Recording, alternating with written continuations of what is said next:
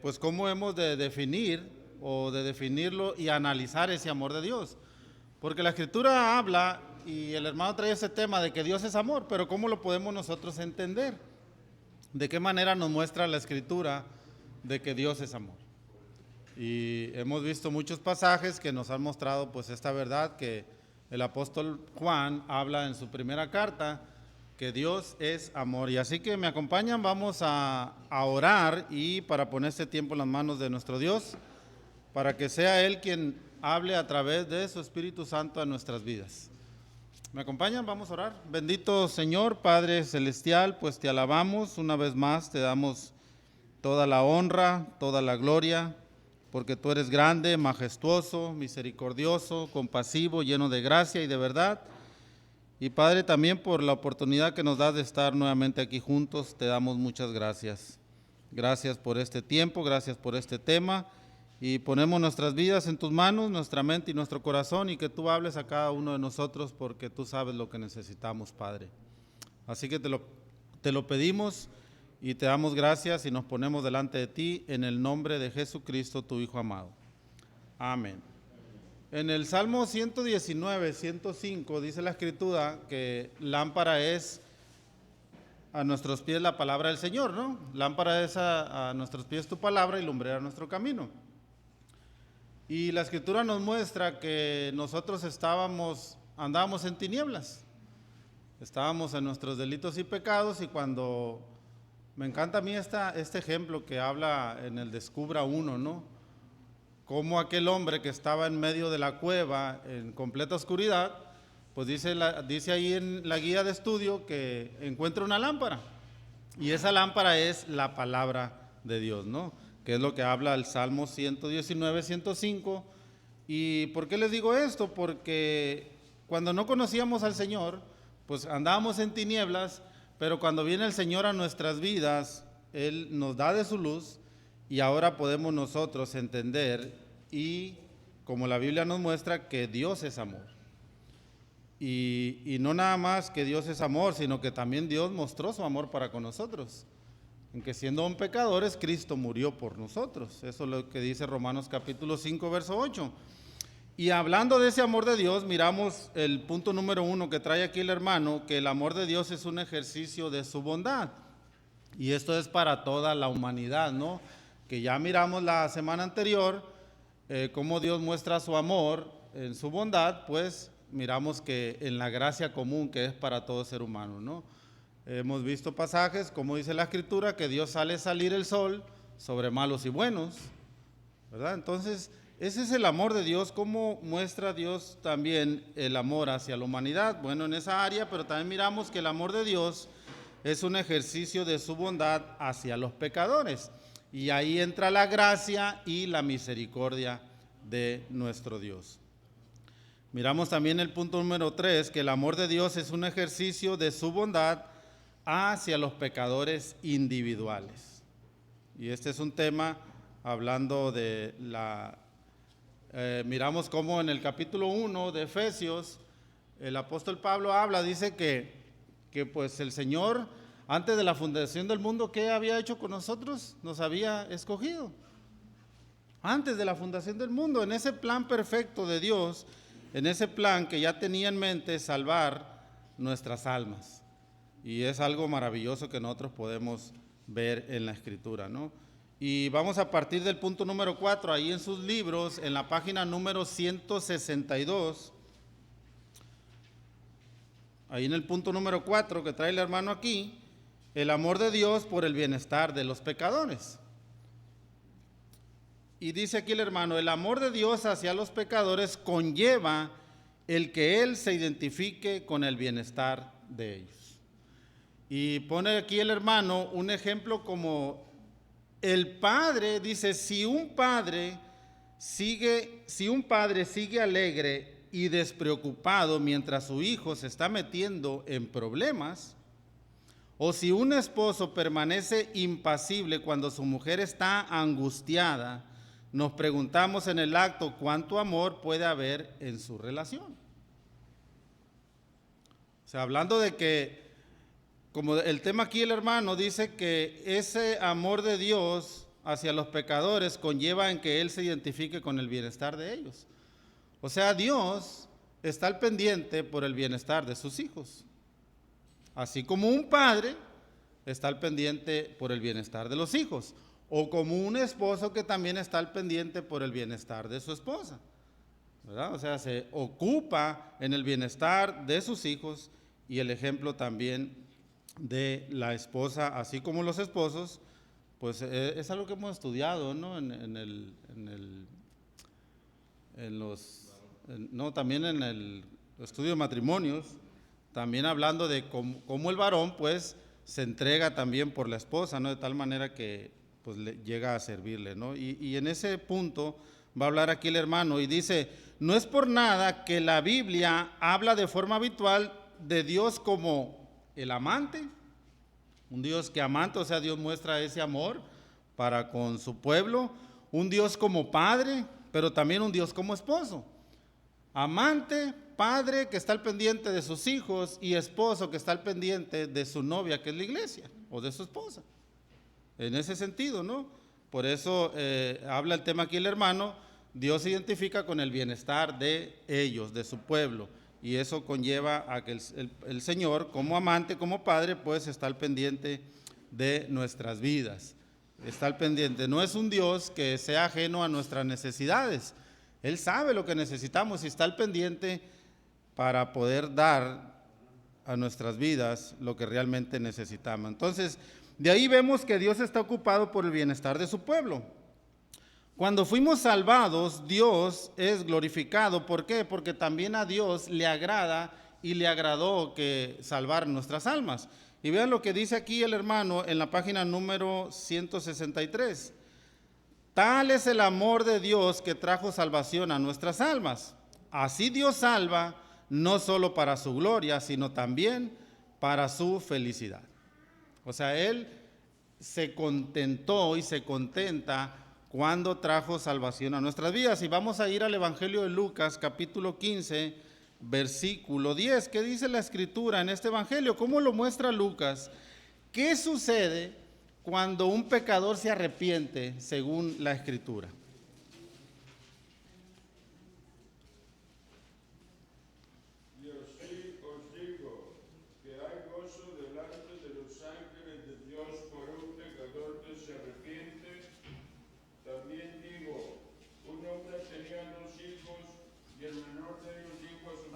Hasta ahí, hermano, hasta ahí, nada más el versículo 10.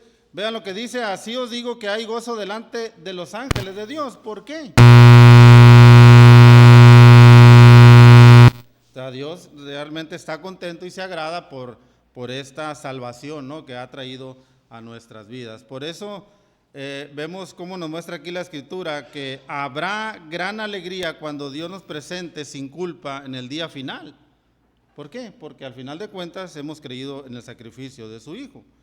Y vean lo que dice Judas, versículo 24. Judas 24.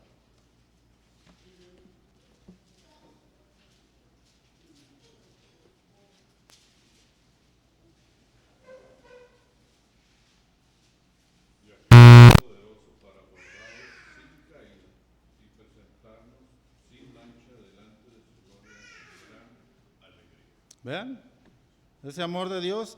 Y dice el hermano, este pensamiento sobrepasa el entendimiento y casi agota la fe. Es algo que definitivamente llega un momento, pues, qué tan grande es el amor de Dios, que pues hemos leído infinidad de pasajes, que nosotros estábamos muertos en nuestros delitos y pecados, seguíamos la corriente de este mundo. Génesis capítulo 6, verso 6 dice que el corazón del hombre es de continuo mal, y aún así Dios trajo salvación a nuestras almas. Dice, pero no cabe duda de que según la Escritura tal es el amor de Dios. Aún en esa condición, ¿no?, de pecadores, que no merecíamos la salvación, que no merecíamos de su gracia, que no merecíamos de su misericordia, pues al Señor le agradó derramar todas estas cosas en nuestras vidas, ¿no? Y podemos ver, por eso la idea es que cómo nosotros podemos definir y analizar ese grande amor de Dios para con nosotros, ¿no? Punto número 5, el amor de Dios hacia los pecadores, ¿cómo se expresó? Mediante el don de su Hijo, ¿para qué? Para que fuese su Salvador. El amor de Dios es expresado por medio del don de su Hijo. ¿Para qué? Para que fuera nuestro Salvador. Y vean lo que dice Efesios capítulo 2. ¿Cómo lo muestra este pasaje de Efesios? Efesios capítulo 2, versículo 4.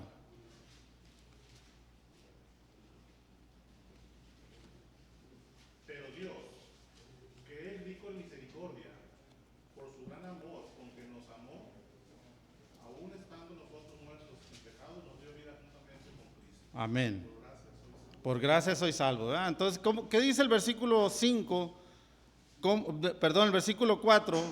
¿Cómo es el amor de Dios para con nosotros? Grande. Otra traducción lo dice que es grande. De esa manera. Y capítulo 3, versículo 19, ¿cómo lo muestra?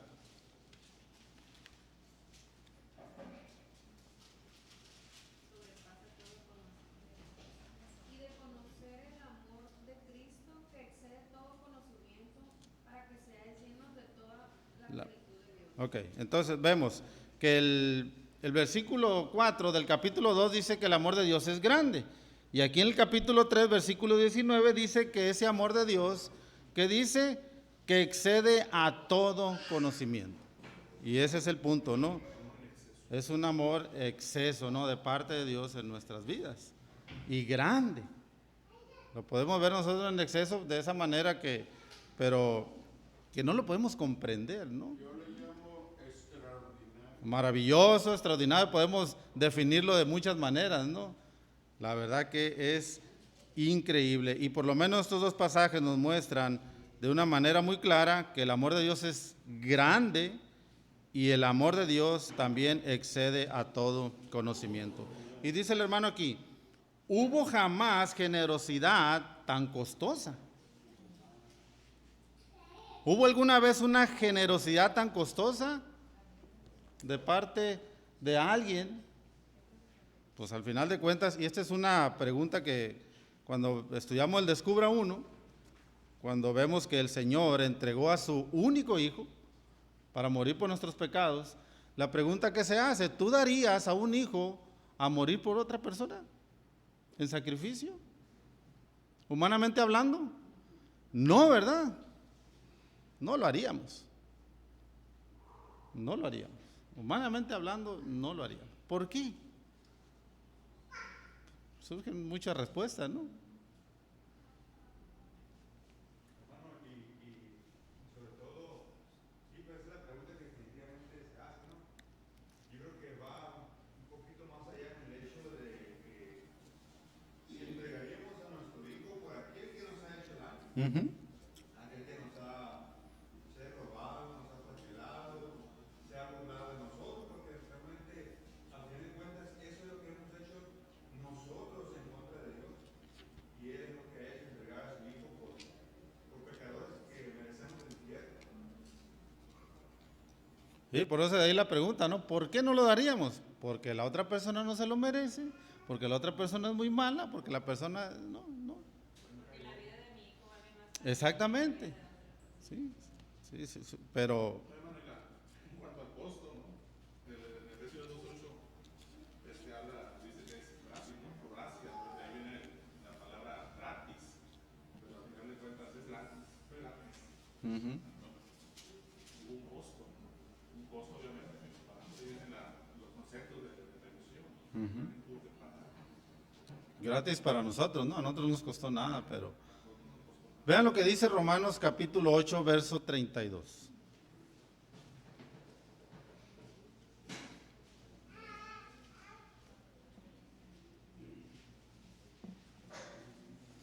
El que no escatimó ni a su propio Hijo, sino que lo entregó por todos nosotros, ¿cómo no nos dará también con Él todas las cosas?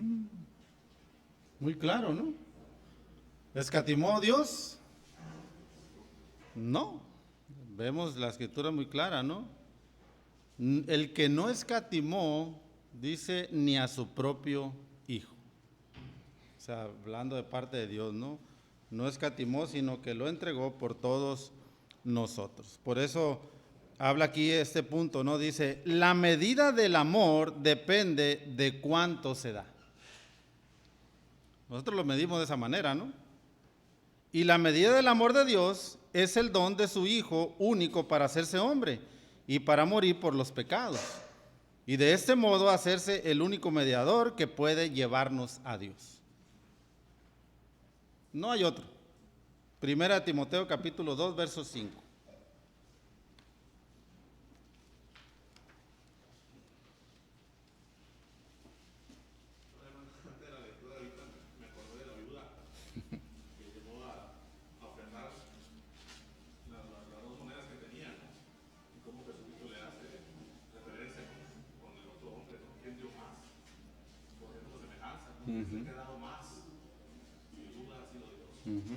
Definitivamente, ¿no? Sí.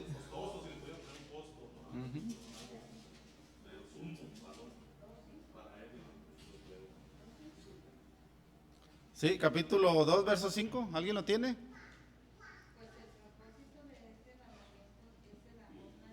Eh,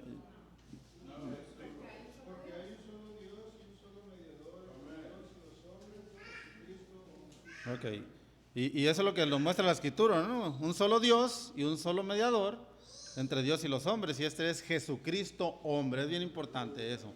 Jesucristo hombre. La humanidad de Cristo ese es el propósito. ¿Por qué vino Dios en forma humana a través de su Hijo?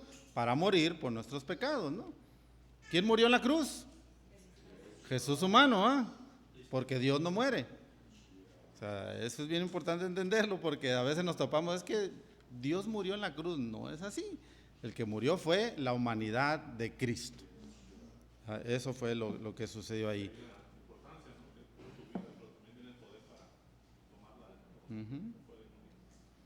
Entonces, ¿cuántos mediadores hay? Alguien y hablando de un mediador, ¿no? ¿Cómo podemos identificar a un mediador? ¿Cuál es la función de un mediador? El que reconcilia dos partes, ¿no? Aquel que está en medio reconciliando las partes que están enemistadas, ¿no? Y la Escritura dice que nosotros éramos enemigos de Dios, entonces a través de Cristo podemos nosotros llegar al Padre, por medio de Cristo. Por eso Juan capítulo 14, versículo 6, a ver. 14, 6, adelante hermana. Dígalo.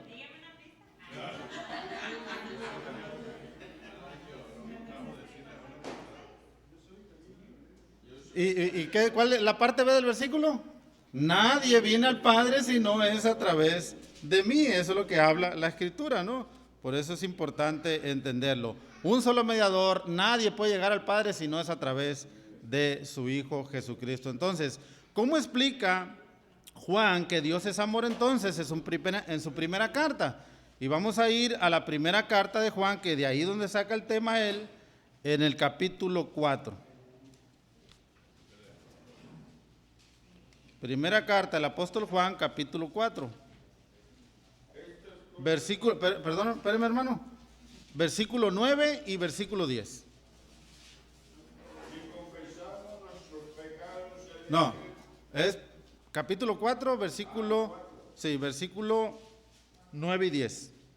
En esto se mostró el amor de Dios para con nosotros, en que Dios envió a su Hijo unigénito al mundo para que vivamos por él. En esto consiste el amor, no en que nosotros hayamos amado a Dios, sino que Él nos amó a nosotros y envió a su Hijo en propiciación por nuestros pecados. Amén. Entonces ahí lo vemos, ¿no? Versículo 9, en esto se mostró el amor de Dios para con nosotros. Y lo dice Juan en que Dios envió a su Hijo unigénito al mundo para que vivamos por él. Fíjense, estábamos muertos. Entonces Dios envía a su Hijo, creemos en él y tenemos vida. Eso es lo que dice el Señor en capítulo 11 de Juan, verso 25. El que cree en mí, aunque esté muerto, vivirá. Ahí está. Muy clara la Escritura, ¿no? Por eso lo mismo muestra Juan en su evangelio, y es un pasaje que yo creo que todo cristiano por lo menos debe el versículo de memoria, Juan 3:16, ¿no? Y lo dice muy claro, de tal manera Amó Dios al mundo, que ha dado a su Hijo unigénito, para que todo aquel que en Él cree no se pierda, mas tenga vida eterna. Ahí está. ¿Cuál es la condicionante? Creer en Cristo. Ahí está. Pues gloria al Señor que ha puesto ese don de la fe en nuestras vidas también, ¿no? Y por Romanos 5:8 también, más Dios muestra su amor para con nosotros. Y la prueba, dice el hermano, está, el apóstol Pablo lo puso en Gálatas capítulo 2, versículo 20, que él dice, con Cristo estoy juntamente crucificado. Y ya no vivo yo, mas Cristo vive en mí. ¿Y lo que ahora vivo en qué? Lo vivo en la fe del Hijo de Dios, el cual me amó y se entregó a sí mismo por mí. Vean la convicción del apóstol Pablo. Ese Hijo, el cual me amó y se entregó a sí mismo por mí. Imagínense, por Pablo, por aquel Saulo, aquel que perseguía a la iglesia, aquel que consentía que mataran a los cristianos. Por mí, que era borracho, que era drogadicto, que era ladrón, que era adúltero. Sí, por ese. Por aquel mentiroso, aquel que robaba, aquel que decía groserías. Por ese. El chismoso. Y podemos tener, la escritura habla, sí. No, la verdad que es increíble, ¿no? Y pues tal es el amor de Dios. ¿Cómo es expresado? Por medio del don de su Hijo Jesucristo. Y esta es una plática que el Señor Jesucristo tuvo con la mujer samaritana en el capítulo 4 del Evangelio de Juan, versículo 10. ¿Saben cuál fue la plática y cuál es el versículo y lo que expresa el Señor ahí en el versículo 10? ¿Qué le dice el Señor? Bueno, si conocieras el don de Dios, ¿y quién es el que te dice, dame de beber? Tú le pedirías y Él te daría agua viva. ¿Por qué hemos conocido el amor de Dios? El don de Dios. ¿Por qué ahora conocemos el don de Dios? Porque el Señor vino a nuestras vidas y puso en nosotros, en nuestro corazón, el don de la fe para creer y venir a su Hijo Jesucristo. Nadie puede venir a mí si el Padre que me envió no lo trajere, dice el Señor. Y lo vemos, ¿no? Pues así se ha expresado ese amor de Dios por medio del don de su Hijo Jesucristo. Por eso habla de propiciación, ¿no?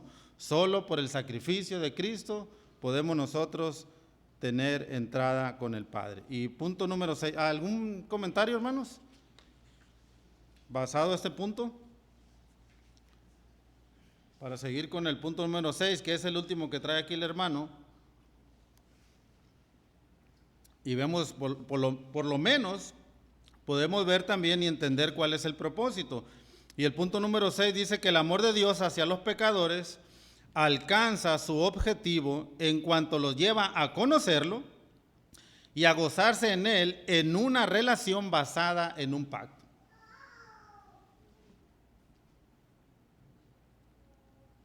¿Cuál es el objetivo entonces? Nos lleva a conocerlo y a gozarnos en él. Y la escritura habla que Dios es un Dios de pactos también. Y como Dios es un Dios de pactos y como la escritura dice que Él cumple sus promesas, Dios cumple sus pactos. Y lo vemos. ¿Qué significa pacto? Relación de unión entre dos partes con un compromiso al servicio en favor de la otra persona. Así lo podemos entender. Relación de unión entre dos partes con un compromiso al servicio en favor de la otra persona. Vamos a ir a Génesis capítulo 17. ¿Se acuerdan el pacto que hizo Dios con Abraham?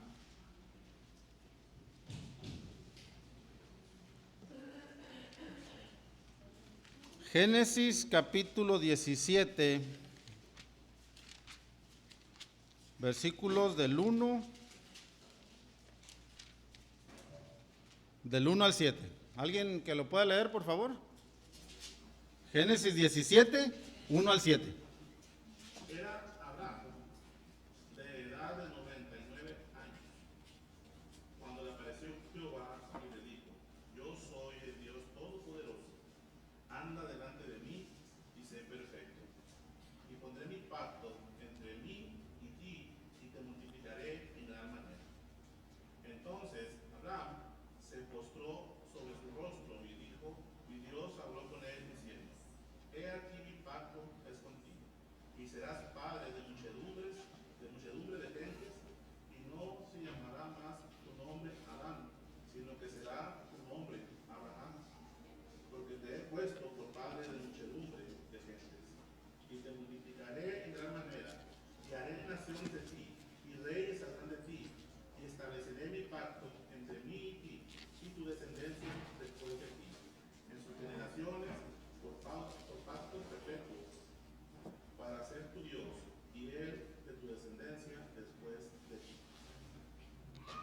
Vemos, ¿no? Cómo el Señor hace un pacto ahí con Abraham. Y dice el hermano aquí, bueno, todos los cristianos heredan esta promesa mediante la fe en Cristo. Recordemos que la Escritura habla que cuando el Señor nos da el don de la fe, también somos hijos o llamados hijos de Abraham, ¿no? En ese sentido de que es el padre de la fe, ¿no? Y por eso habla ahí también, hablando de ese pacto, y pues Dios cumple ese pacto, y pues todos los cristianos también heredan esa promesa mediante la fe en Jesucristo. Pues gloria al Señor, ¿no? Entonces dice el hermano, es en verdad una promesa múltiple, numerosa, cuantiosa esa promesa, porque pues ahí es lo que le dice a Abraham, ¿no? Multitudes, naciones. Y lo dice el Señor. Y dice el hermano, entonces, es una verdad y una promesa múltiple y lo contiene todo. Es como si Dios dijera, tendrás un interés tan real en todos mis atributos para tu bien, hablando de que, como dice el punto aquí el hermano, el amor de Dios hacia los pecadores alcanza su objetivo en cuanto los lleva a conocerlo y a gozarse en él. Imagínense, ¿no? Porque ahora tenemos interés en las cosas del Señor. ¿Y por qué nos gozamos ahora? Y antes no lo hacíamos, porque no teníamos vida, estábamos muertos, no nos agradaban las cosas de Dios. Exactamente, hasta que viene el Señor y se le aparece, ¿no? Y continúa aquí el hermano, entonces dice, es como si Dios dijera, tendrás un interés tan real en todos mis atributos para tu bien, como lo son míos para mi propia gloria, dice el Señor. Y dice, mi gracia, dice Dios, será tuya para perdonarte, y mi poder será tuyo para dirigirte, y mi bondad será tuya para aliviarte, y mi misericordia será tuya para proveerte, y mi gloria será tuya para coronarte. Esta es una promesa amplia que Dios sea nuestro Dios, lo incluye absolutamente todo.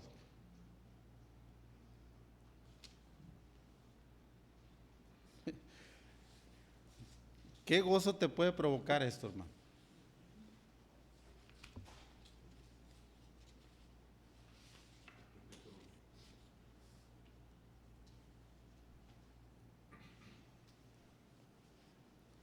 Y lo vemos que el Señor es el que da vida, ¿no? ¿Qué derramó el Señor en nuestras vidas? Su gracia. Será tuya para perdonarte, dice el Señor.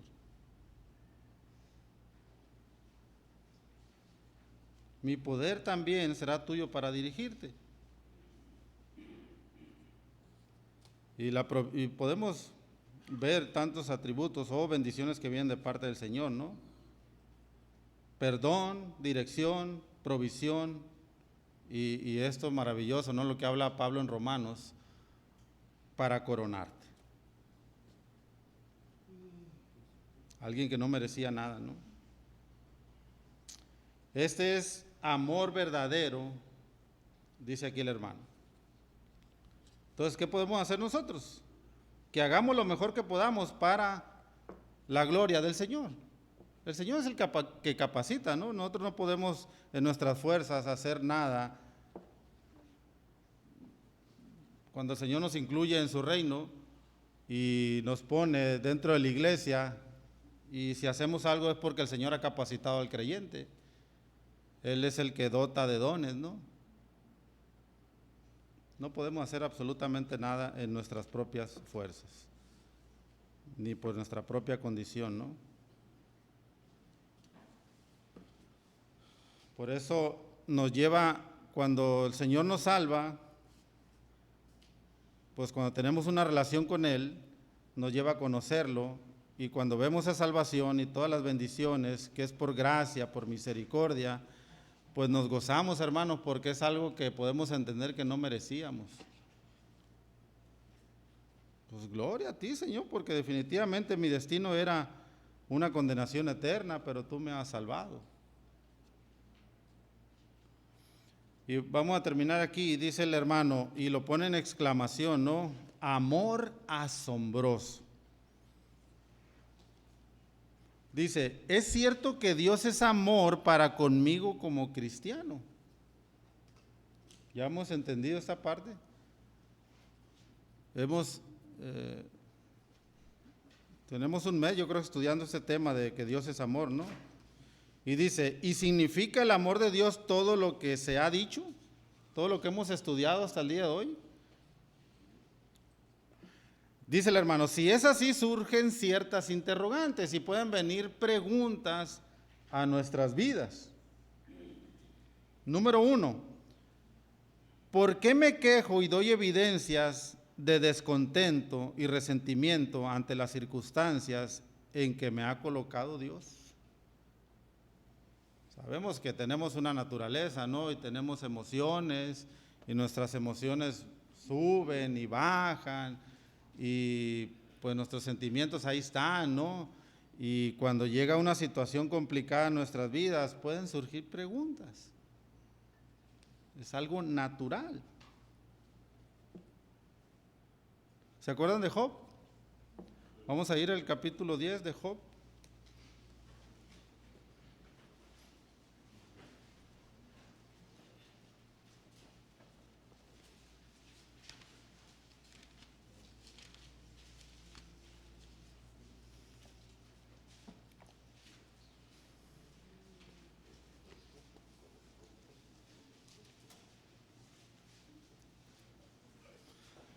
Conocemos el contexto, ¿no? Y la historia de Job, cómo Dios permitió que Satanás entrara en su vida, ¿no? Pero definitivamente Dios ordenó un límite a Satanás, de aquí no pasas. Cuando Dios permite, Dios pone límites también. El diablo no puede hacer lo que quiera, ¿no? En la vida de nosotros hasta que el Señor lo permita. Pero vean lo que dice, ¿qué sucedió en la vida de Job? Lógicamente él estaba pues turbado, estaba angustiado. Vemos la escritura que había queja en su alma. Y vean lo que dice el versículo 1 del capítulo 10 de Job. Dice, está mi alma hastiada de mi vida. Daré libre curso a mi queja, hablaré con amargura de mi alma, diré a Dios, no me condenes, hazme entender por qué contiendes conmigo. Eso es lo que le voy a decir a Dios. No me condenes, hazme entender por qué contiendes conmigo. Y le hace una pregunta a Job y le dice, ¿te parece bien que oprimas, que deseches la obra de tus manos? Y que favorezcas a los designios de los impíos. ¿Tienes tú acaso ojos de carne? ¿Ves tú como ve el hombre? Respuesta, no es así, ¿verdad? ¿Son tus días como los días del hombre o tus años como los tiempos humanos para que inquieras mi iniquidad y busques mi pecado, aunque tú sabes que no soy impío y que no hay quien de tu mano me libre? Y el versículo 8 le dice, tus manos me hicieron y me formaron y luego te vuelves y me deshaces, Dios. Imagínense, ¿no? Como Dios me formó, Dios permitió que naciera y vean lo que estoy sufriendo. O sea, como para qué, ¿no? Como para qué Dios. Yo he escuchado personas, para esto Dios me trajo a este mundo para sufrir. Sufrimos por nuestro pecado. Y esa es la pregunta. Tus manos me hicieron y me formaron y luego te vuelves y me deshaces. Y en el versículo 9 le dice, acuérdate que como a barro me diste forma y en polvo me has de volver.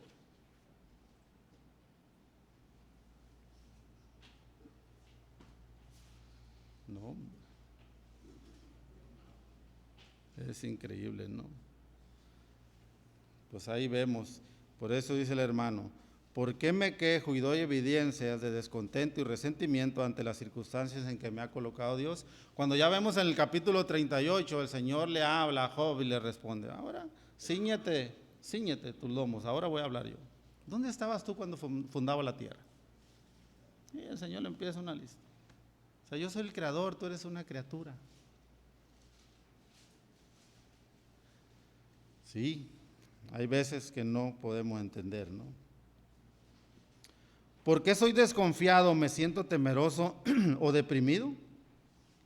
En Mateo capítulo 28, verso 20, la parte última, dice el Señor que he aquí yo estoy con vosotros todos los días, hasta el fin del mundo. Y podemos nosotros estar confiados que el Señor está con nosotros, porque es una promesa. Entonces dice el hermano, ¿por qué soy desconfiado, me siento temeroso, deprimido? Cuando sabemos que Dios está con nosotros. Volvemos a lo mismo, porque está todavía la naturaleza en nuestras vidas que nos lleva a esto.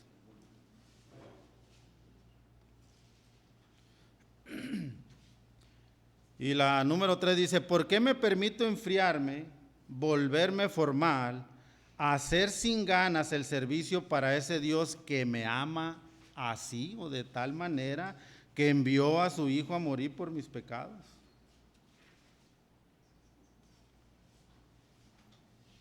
Cuando servimos al Señor, ¿de qué manera lo hacemos? Sin ganas, porque lo tengo que hacer. Vamos a ir a Colosenses capítulo 3. Cierta manera hay un pasaje, ¿no? Cuando aquel ejemplo que dice el Señor que había dos hijos, ¿no? Que uno obedeció y el otro al final de cuentas también pues renegó, pero el que renegó al final de cuentas terminó obedeciendo, ¿no? Pero la idea es que cuando miramos en Filipenses capítulo 2 cómo el Señor se niega y vino a este mundo a morir por nosotros tomando forma de siervo, ¿no? Hecho semejante a los hombres, dice ahí la escritura, capítulo 3, versículo 23 de Colosenses.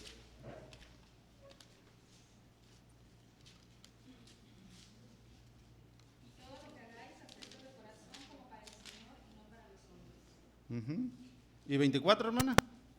Sabiendo que el Señor recibe la recompensa de la iglesia, porque a Cristo el Señor justicia. Ok, ¿a quién servimos según ahí la escritura? Al Señor, ¿verdad? Y dice el hermano, ¿por qué me permito que mis lealtades estén divididas de tal modo que Dios no tiene todo mi corazón? Pues el gran mandamiento, ¿cuál es? Pero, ¿lo podemos hacer? ¿Respuesta? No.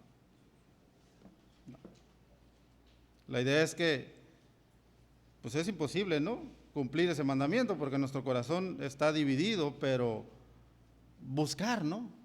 Buscar agradar al Señor y entregar nuestras vidas. Por eso dice el hermano, aquí termina, Juan escribió que si Dios nos ha amado así, debemos también nosotros amarnos unos a otros. En el capítulo 4, versículo 11 dice, y la pregunta dice el hermano, ¿podría un observador aprender de la calidad y el grado de amor que le muestro a otros? Por ejemplo, a mi esposa, la esposa al esposo, mi familia, mis vecinos, la gente de la iglesia, la gente en el trabajo. Que ellos puedan ver algo acerca de la grandeza del amor de Dios para conmigo.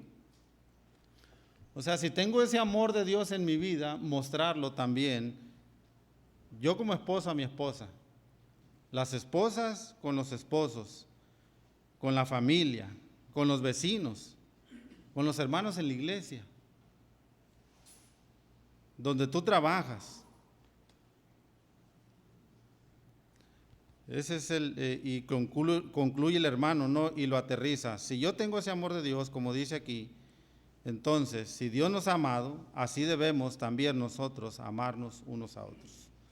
Y eso en la vida de la iglesia, ¿no? Pero también, y lo hemos estudiado y lo hemos visto en varones, en diferentes ministerios y en estudios, ¿no? Si hemos recibido ese amor de Dios, pues también mostrarlo a los demás.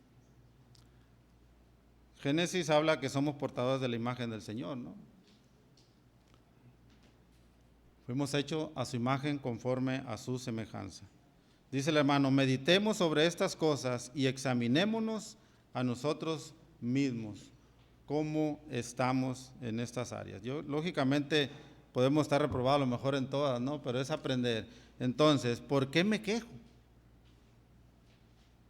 Pues Señor, perdóname, ¿no? Y ayúdame a contentarme aún en las circunstancias difíciles. Sabemos que no es fácil. A lo mejor yo lo puedo decir y alguien lo puede decir que no ha pasado por algún sufrimiento. ¿Por qué no estás contento? ¿Por qué no estás contenta, hermana, por lo que estás pasando? Porque a lo mejor yo no lo estoy viviendo, ¿no? Y se me hace muy fácil enseñarle a los demás. Podemos ver a Job y lo vemos. ¿Cómo se pone a quejarse Job? Vemos que alguien que perdió a sus hijos en un solo día, alguien que perdió absolutamente todo, estaba sentado lleno de sarna, que de tal manera que llega su esposa y le dice, reniega de tu Dios y muérete. Imagínense, ¿no? Y el trabajo donde el Señor nos ha puesto en la vida de la iglesia, ¿cómo lo estamos haciendo? No, es que me tengo que levantar bien temprano, es que llegué bien cansado. ¿Sí? ¿De qué manera lo estamos haciendo también, no? Porque el Señor nos ayuda, hermanos. Necesitamos definitivamente de la ayuda del Señor porque solo no podemos. Es imposible. Y si no nos fortalecemos en el Señor, pues vamos a hacer las cosas por religiosidad o porque lo tengo que hacer, ¿no?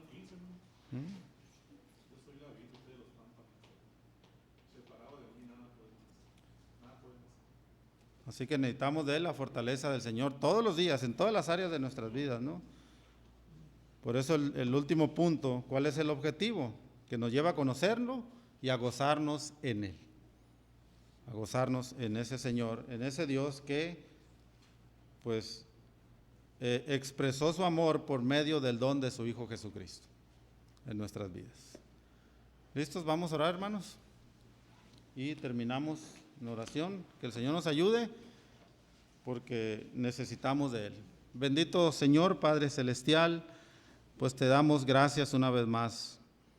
Gracias por tu palabra, gracias por ese amor que pues nos has dado, Señor, a través de tu Hijo Jesucristo en la cruz del Calvario, Padre.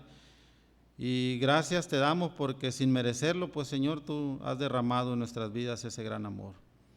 Ayúdanos, Señor, no solamente a atesorarlo en nuestros corazones, sino también a mostrarlo, ya sea a nuestra pareja, a nuestros hijos, a nuestros hermanos, a la familia, en la fe también, nuestros vecinos. En las áreas donde nos movamos, Señor, pues ayúdanos. A veces se nos olvida que somos creyentes y podemos portarnos de una manera equivocada, Padre, y podemos dar mal testimonio. Te pedimos perdón, Señor, cuando lo hemos hecho. Ayúdanos, Señor, a caminar de acuerdo a tu palabra. Necesitamos, Padre, de tu Espíritu Santo todos los días de nuestras vidas para que nos redarguya también, nos enseñe, nos corrija cuando hemos actuado de una manera incorrecta, Padre. Así que te alabamos, pues, te bendecimos y ayúdanos en nuestro caminar, hasta que estemos contigo, Señor. En el nombre de Cristo Jesús. Amén. Gracias, hermanos. Dios les bendiga.